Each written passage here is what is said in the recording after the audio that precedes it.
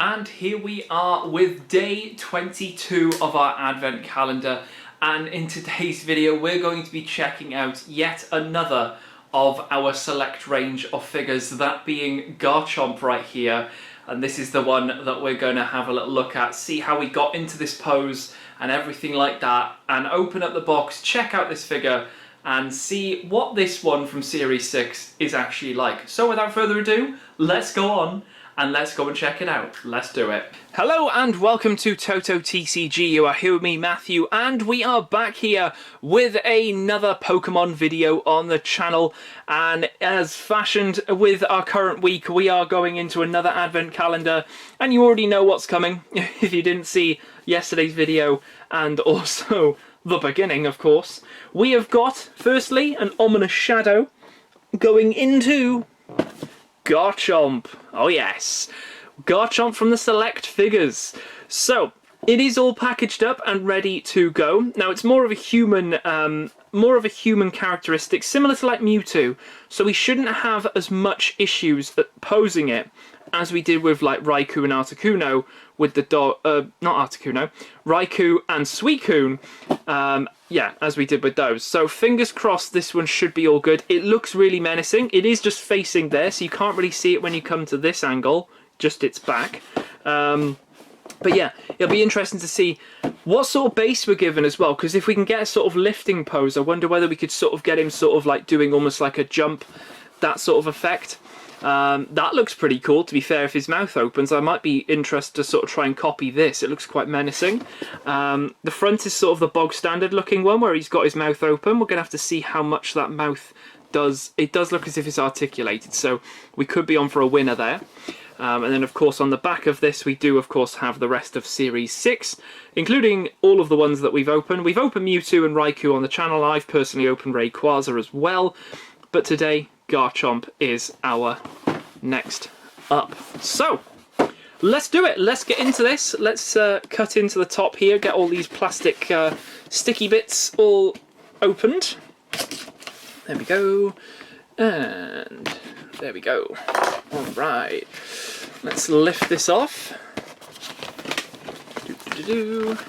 Right. Pop this open and we should see our... Oh, okay. So we've got our base here, and then it looks as if we've got two pieces to the base here. Looks as if we've got a bit of a swivel. So there is going to be... Oh, it might actually go into his back here, which means that we might be able to get a bit more of a dynamic sort of upward off the base pose, but we'll have to have a little look at that. Let's pull the rest of this out then, so we can get Garchomp out of the box. If the box actually wants to come out. There we go. We got it. We got it. Okay, so without further ado, we will start by getting this bit off. There we go. Stick that back down. And then that should release the plastic and Garchomp slightly. Just ever so slightly. We don't want him completely removed just yet, although we kind of do. So we've got this little plasticky bit here. Looks like we can just... Oh, it's sort of... Every single one has got this really unique bit of plastic that sort of just holds a little bit of it in. But, hey, it works. It keeps it all protected, which is the main thing. In terms of clasps, I'm only seeing two, which is the tail and neck. So, excuse me whilst I...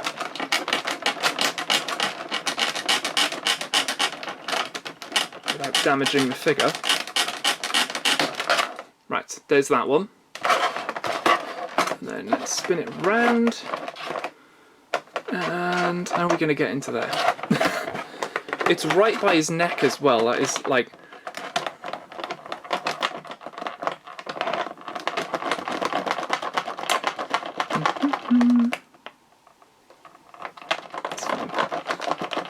I'm just making sure we're not cutting into the figure itself, but a little bit of this and it should eventually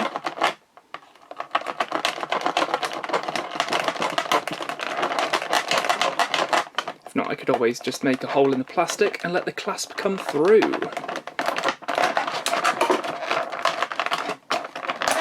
There we we go, got it. Right, Garchomp. Oh, his fin is heading. Oh, he's making some noise. There we go. Got ya. Okay. Oh, we've got loads of articulation on this. Tons. Look at him. He's drunk. He's already had his festive sherry. Right. Garchomp. Oh my goodness me. Look at this articulate. Oh, we could get him flying. Oh my god, we could get it. Oh no, we can't. Oh, could we? We could get him looking like a jet.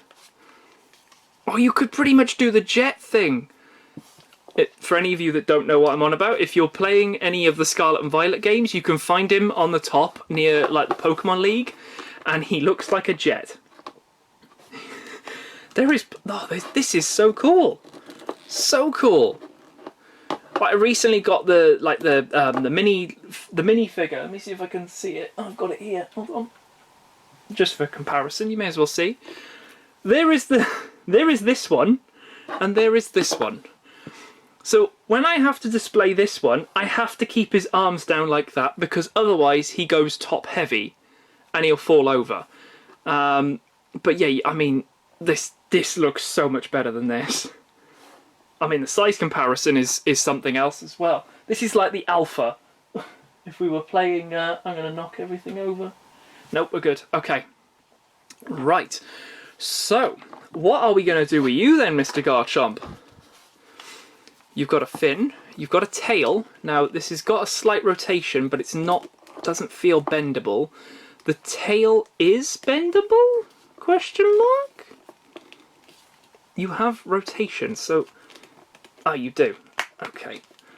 Okay, so there is a slight amount of rotation in the tail, so you can get a bit of characteristic from the tail if you didn't want it just to be straight. That's cool. The legs, right, so when I was looking at this, I thought all of these twists were all individual twisty bits, similar to the legs. As you can see there, the little lines, if it wants to load. Come on. There we go, you can see that there. I thought in the box that was, it's not, but we do have some toe articulation. We've got some bendable feet as well, as if they go forward and back quite a bit, which is good to see, because it gives us more opportunities there for posing. The knees have got a couple of clicks in there as well. The legs are fairly... like, we could get him sat down. A sat down Garchomp. Oh, if only we had a book or something that he could read. That would be hilarious. Now, what about these shoulders? So the shoulders bend inwards, and then the hands... oh, they bend in quite a bit. Whoa. Okay. Wasn't expecting that. Now the only thing is, and this is the only thing that happens with these type of figures. Look at where the paint is. So the arms shouldn't really be anywhere from there because of that paint. If I put it there, now it looks a bit out of place. So got to be kind of vigilant of that. It doesn't matter with that because you can still see the red is sort of bent inwards. Now my main thing is getting this articulation in the hands sorted. There's plenty there, plenty of stuff. Now obviously you're probably looking and thinking, oh, he's quite spiky. All of these spikes are pretty much rounded off, and any spikes have been given, so like the massive blades here, they're sort of a rubbery, slightly flexible plastic. Same with this one. It's not a sharp point, and it's rounded off on the end. Same with the tail. A little bit pointy on my one, on the tail bits there, but that one is rounded off. These aren't. They look like little torpedo shaped things. But yeah, for a majority of his lot of fetums and all of that sort of stuff, they're all rounded off. They're not too sharp. So for anyone wondering, safety wise, it does seem okay. It's just that back bit that might be something to look out for. Just, you know, my take on it. So let me get all this articulation all sorted first. It's probably the best thing to be doing with these when they come out, because obviously they've been in storage, they've probably been in the cold, been in the warm, they've been used to sitting in a specific pose for so long. So to get all of this articulation sort of moving again, and of course the paint and everything like that, if there was any paint on it. There we go, all the way back. Okay, cool. So what I want to know is what this does when we put it on the base, because So we do already have a bit of top heaviness here, where he wants to fall back. Not being funny, but I really do like this one. It looks really, really cool. Let's see what this base is talking about, because normally the little stump, the little peg, so the, right, okay, so the peg is going to go like that. So let me bring this down slightly, just so everyone can see what's going on. So his peg is on his back, isn't it? It's just above his his lower back. Let's put it that way. So we can peg him in. Beautiful. What a pose. What a pose. Look at that. What a beautiful pose. But it does give me a thing of maybe we go for like a karate kick or something. Maybe. Maybe. He's sort of in that sort of kicking stance, but I want him to sort of be like looking more more menacing, but also like he could just touch the ground like on his tippy toes, so he's sort of throwing a kick forward. Maybe his arm is sort of in a defensive sort of position, so he's sort of like defending the kick, whilst this one is more natural. But we've also got waist articulation as well, and there's probably a bit of a twist as well. Oh, there is a bit. Oh, there is. Oh, that's not a good. Like that twist is pushing back. Ooh, the head is also pushing back. I love how you can get that sort of movement as well. It looks so fluid and natural. Wow, that's cool. So let's see if we bring this back one and then bring the peg down one. Ooh. Now, doesn't he have a move where he stomps down and it makes like an earth impact type thing? I'm trying to think of like Tyranitar's thingy now, which we were kind of going for the. Oh, I quite like, you know, like when when you I can't think what it is, but when you kneel and you put your arm on your knee, that type of thing.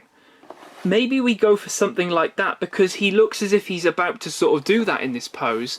It's not so much of an action pose though for Tyranitar, which is the only thing. And do we actually want him screaming as well? That's the thing. He's got a horrible looking face, to be fair. It is very menacing. That jaw can only go down that far. Even though I'm lifting that and there's clearance, that jaw has only got limited articulation there. That is it.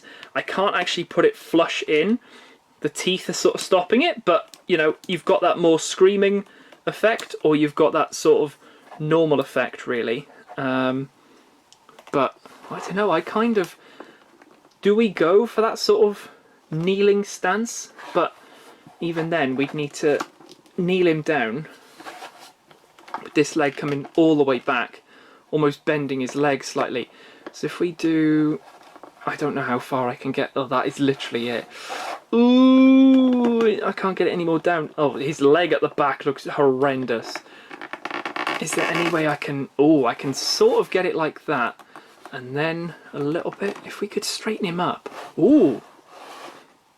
I just want him to have a boulder or something to put his foot on. Have we got anything to sort of simulate that? Not particularly. Like, I could put my hand there.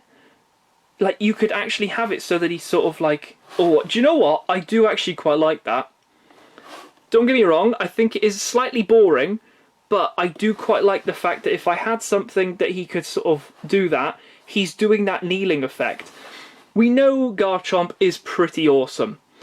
Pretty awesome indeed. I don't have anything... I don't have anything sort of festive or anything. Is there anything around that I could sort of get him to squish? I mean, I've got the pig, but I mean that's just not going to work. I can't get him up under that. Hold on. What if I lift, and then forward, and then yes, brilliant. That will do. That will do very nicely indeed. Garchomp, ladies and gentlemen, the absolute OG is sat on a pig, or he's kneeling on a pig. There we go. I think that works. I'm quite happy with that, to be honest. But there is massive potential for this. I may have to sort of reimagine this slightly, because I did quite like on the box with that artwork right here. I think this one would look pretty cool if you could sort of get the leg sort of position with the tail and then have the arm up. The only thing is, obviously, like I mentioned, is the red marks, but if you look past that, then everything looks sort of okay. But yeah, there's plenty of articulation on this one. There's plenty of sort of like play with this one as well, which is always good to sort of see.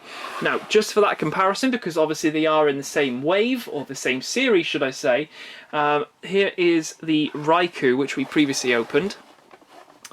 So you can see them both displayed together right there. Now, whether they are sized correctly or not is another thing. I think Raikou is extremely big. But then Garchomp could be, like I said, he could be an alpha. He doesn't have the red eyes, but he could be an alpha, which makes him that bit bigger. So you never know right there. But yeah, there we go. There is our opening of the figures. We will have yet another day on the advent calendar coming up very, very soon. Of course, that will be tomorrow. So stick around for that, because we'll have another day and another exciting door to open for that as well. But there we go. I hope you guys did enjoy. We'll hopefully have some more of these in 2024. Fingers crossed we get that Entei, and whichever other one we get with that. We'll be interested to find out what that is. But apart from that, I will leave it here for this video. Hope you guys did enjoy the festivities, and I'll catch you guys in the next video on the channel.